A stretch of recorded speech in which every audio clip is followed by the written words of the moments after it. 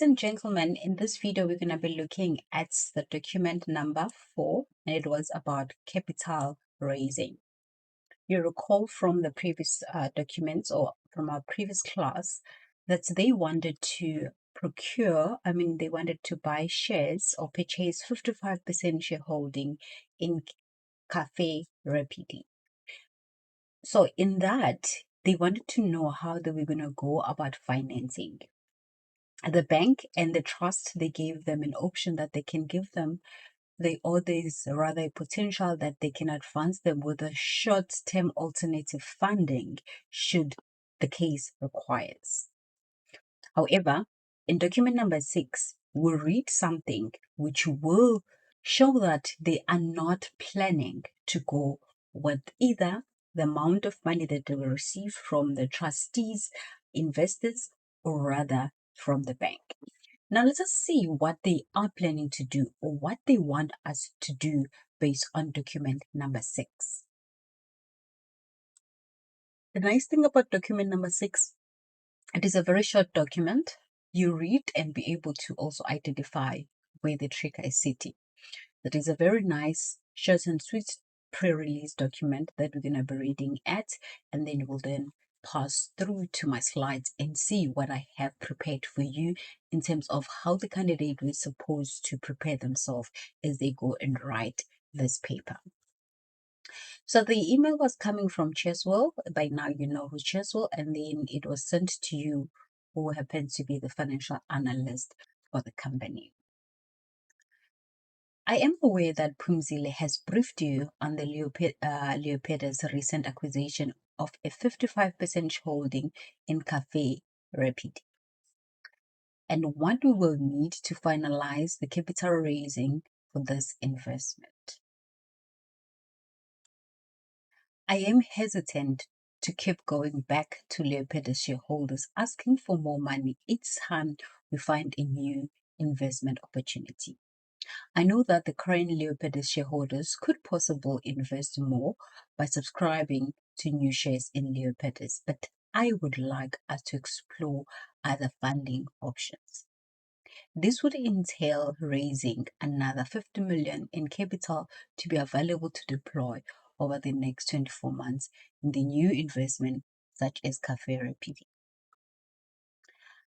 So when you look at information here, so what is important to take note is that there is this acquisition of 55%, right? That we are away from the document number 4, and we know the acquisition is for the shares of Cafe Rapid. So they are saying that they do not want to keep on asking the shareholders every time there is a new investment opportunity for money. However, they want to explore some possible alternatives. So they want to see what they have out there without them going to ask money from the current shareholders to buy additional shares in the company. So they want to raise 50 million in this alternative investment or capital raising, and then they will use that 50 million in the next 12 months for any investment opportunity that arose, including the investment that they want to make in the Cafe Rapid. So that's what is important to take note here, is that they want to buy 55% shareholding, and then buying the 55% shareholding, they do not want to use the money that is coming from the shareholders, because now they feel like they are taking advantage of the current shareholders. However, their plan is that they find alternative raising of finances, and then they will use that money for the next 12 months. And the plan obviously is to raise a 50 million amount of money through that alternative capital financing or raising of financing. I do not think raising more medium-term loans from our bank, First Regional Bank, is a sensible idea. We have to keep ensuring we meet our banking covenants. And from what I have heard, banks are becoming more risk averse given the poor state of South African economy. So as you're looking at the next line, before we even finish the next paragraph, I want you to take note that You recall that they had two options. It either they go with the shareholders or they go with the bank. However, now Cheswell is saying it doesn't think this is a sensible idea, considering the fact that they have covenants with the current bank, and also banks are becoming risk averse because of the poor state of South African economy. So this is a statement that gives you an idea in terms of why they wouldn't want to go either to obtain this amount of money they need, either from the bank or from the shareholders. They're giving you a background, which is, or rather, is giving you a background in terms of why they do not want to go with that option. Why isn't it not a sensible idea for them to go further on that option? Then saying, please do some research on possible alternatives. From what I have heard, preference shares and convertible debenture could be a viable option. Furthermore, presumable the tax implication of such fundraising could be applicable.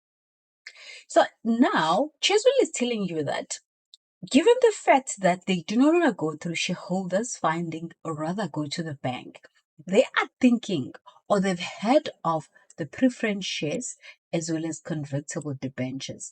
Now they want you to look at this viable option for the company and also the tax implication. So this is a qualitative kind of question. So you need to go and explore and understand what is preference shares, what are the tax advantages, what are the advantages, and what are disadvantages of preference shares. And you need to go and research what are the convertible debentures, what are advantages of preference, of debentures, and what are a disadvantage of it, and what are the tax effect. To spice it up and add more, you need to look at any other options that could be available for the company, which does not include them obtaining the loan from the bank, neither them getting the financing or funding from the shareholders through the shareholders acquiring more shares. Right. So you need to ensure before you go to the exam, when you have question like that, like of this nature, that you go and do a research on the advantages, the disadvantages, as well as tax implication of both the preference shares and convertible debentures. And in addition to that, look at any other alternative that does include them asking for the current shareholders to acquire more shares or them going to obtain more funding from the bank or from their current bank. Now, without wasting time, let us see what we have in my slide, how I would have prepared for the question of this nature, and how the candidate who prepared for this paper would have prepared themselves for the question of similar nature. I've already said that the question that you are looking at, it's the pre-release information we're looking at is document number 4. Now, how I would have prepared for this question of this nature. So the first thing I would have looked at was, what is an issue? What are issues that I have when it comes to document number 6? Or what does the company, or what is the company worried about? The company is looking for the funding alternatives, and they've looked at options that are available, and it happened to be preference shares as well as convertible debentures. So now those are funding alternatives that they have read about. Then you can add any other that you know of. And then the company, in terms of the loan, they have covenant risk. So meaning to say there's a risk that if they have more debt, they might not be able to meet the covenants that they have with First Regional Bank. And obviously the last part, I have to look at the tax implication of this alternative fundings that the company have. So management is concerned that raising additional medium-term loans from the First Regional Bank may not be feasible or prudent, and they've provided the reason. And that reason you can get from here. They say it will increase the risk aversion by banks due to the weak South African